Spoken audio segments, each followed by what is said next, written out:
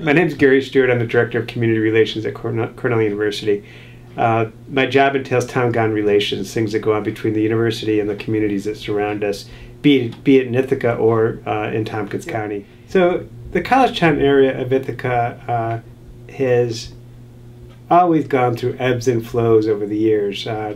So if there's parties at the beginning of the years, as there was at the beginning of the 2012-13 academic year, it wasn't the first time there were parties. I've been here for 20 years, can remember many times that these same issues came forth. It doesn't mean they're not serious, because they are, but it's an amazing number of people emerging on a small city at once, and sometimes some really unfortunate things happen, including over drinking, including things like putting too many people on a porch, leading to some potential issues related to safety, and too often some lack of respect between the students and the year-round residents. Currently, there is another plan, another initiative to revitalize Collegetown.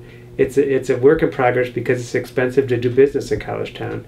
But at these discussions that are generally led by the city, Cornell is always involved. We want to be supportive. We want to share resources when we can, because I think anyone knows that Collegetown could look better. It's a gateway to campus, and that people want it to have like a nicer, cleaner, more resource savvy vibe to it than it does now.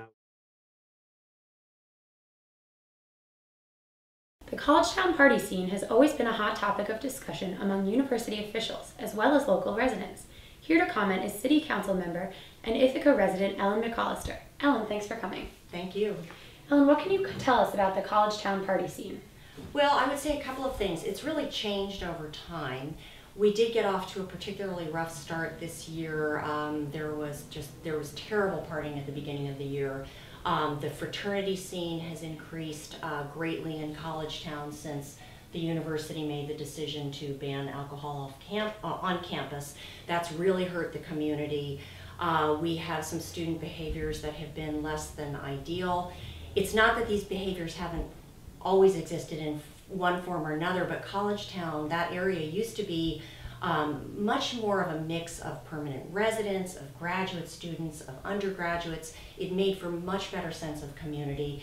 The density also wasn't as great, and since the 1980s, when there was a large zoning change in Ithaca, that created a lot of housing off campus. So it also meant that kids weren't living on campus where the university could monitor and be somewhat more responsible for behaviors.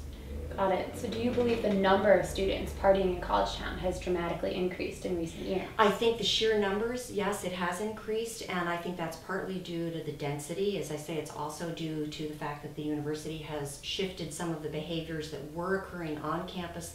They've now been off campus. I think another part of the issue that's been not very good for students either, as well as not being good for permanent residents, is that because so much housing has shifted to the private sector, a landlord community has grown up in Ithaca over several generations now, really many generations, but particularly since the mid-1980s. There's a lot of substandard off-campus housing, and I think that also contributes to the sense of resentment by both landlords and by students.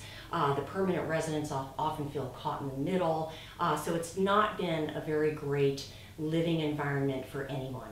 And what kind of impact is this having on the sense of community?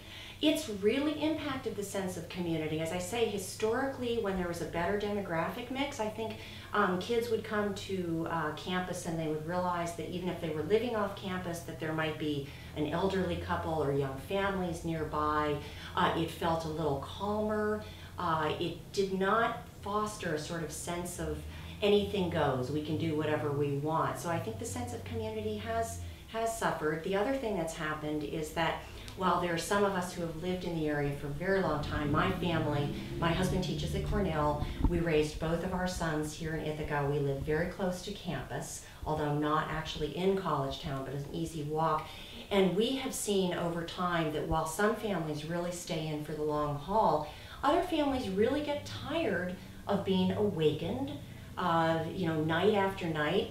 The other thing is that I think some of the scheduling has changed somewhat. When I was a Cornell undergraduate, I remember taking Professor Walter Lefebvre's class in history. We had class on Saturday morning, Now it seems like a lot of the partying is starting as early as Wednesday nights.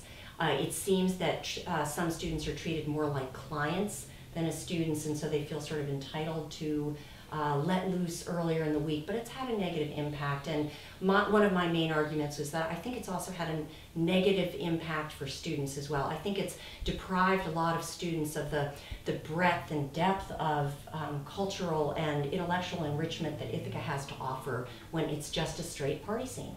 Right. And so is the city taking any action to combat this issue? Some people have felt that we made a mistake in some of our strategic decisions to agree to absorb so much housing off campus. It was felt that, well, that's really great for the city of Ithaca tax base because that's private housing, not on Cornell land, which is tax exempt. But that also comes with some costs. We can't police it. We don't have the sense of community. So what we're trying to do now is realize that, okay, this is the situation we're in. Cornell houses far lower percentage of students on campus than other universities do. But that is sort of the situation we have. So what we're trying to do is work towards a better environment in the heart of Collegetown, really in the core, and try to foster some high quality apartment living kind of environment that would get some of the pressure off the residential edges, and hope that that will help alleviate some of the behaviors that have happened in some of the fraternity annexes in the big houses or in some of the team annexes, because those have been the bigger problems. Great. Well, thank you so much for coming down. We really appreciate it.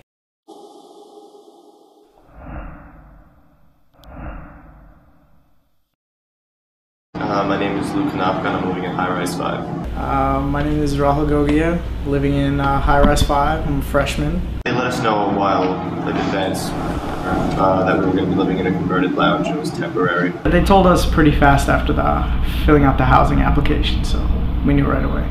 They had to convert them because most of us, well, all of us in this room were taken off the wait list, so they didn't have room for us at the time, so they put us into a lounge hoping other kids would drop out. There's 4 of us, so me and 3 other guys. All of us are going to be moving to a townhouse by the end of this week. We got a good amount of space, like got a balcony and stuff, so it's cool for the most part. It's great, we have a lot of room and it's really no problems. The only thing is that we don't have our own set bathrooms. We have to borrow a bathroom from another suite, but it's not too big of a deal. Yeah, I'm sad to leave.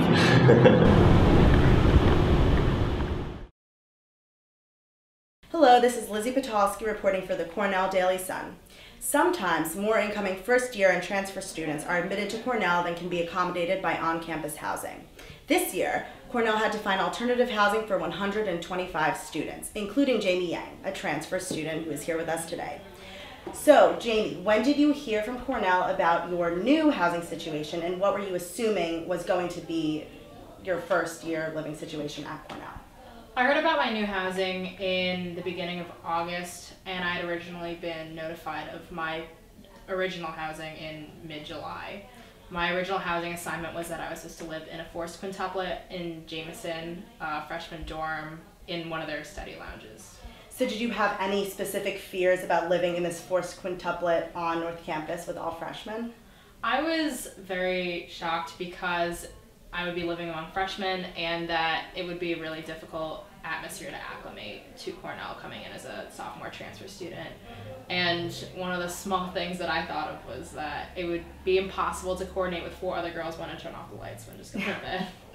So do you think in the future, is there anything that the Cornell administration could have done to fix this situation so other people won't have to deal with the same kind of trials that you had to coming into Cornell? Especially with like a small incoming transfer class, it would have been really, really relieving if all transfers lived around the same area or in the same building.